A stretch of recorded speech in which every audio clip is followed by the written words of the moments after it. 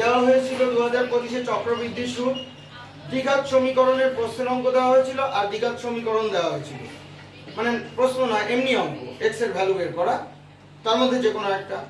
ভেদ অথবা করণী দেওয়া হয়েছিল। দুটোই সমানুপাত অনুপাতের যে চ্যাপ্টার আছে পুরো অধ্যায় 5, তার থেকেই দুটো অঙ্ক আসবে, যে কোনো একটা দিতে হবে।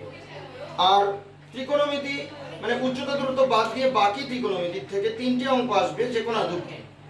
উচ্চতা দূরত্ব থেকে দুটো আসবে, যে কোনো একটা। আর পরিমিতি 3টে অঙ্ক আসবে, গোলক, তারপরে হচ্ছে শঙ্কু, আর হচ্ছে চোঙ, তার মধ্যে যে কোনো দুটো দিতে হবে। সম্পাদ্য যে কোনো একটা, আর প্রয়োগও যে কোনো একটা, উপপাদ্য একটা। আর রাশিবিজ্ঞান যেটা বললাম না যে ওজাইক দিতে পারে, চান্স আছে এই বছর দেওয়ার, ওজাইক দিলে করবে, ওজাইক সোজা জিনিসই আছে, গ্রাফের আঁকা। আর হচ্ছে 3টে কোশ্চেন থাকবে, যে কোনো দুটো দিতে হবে।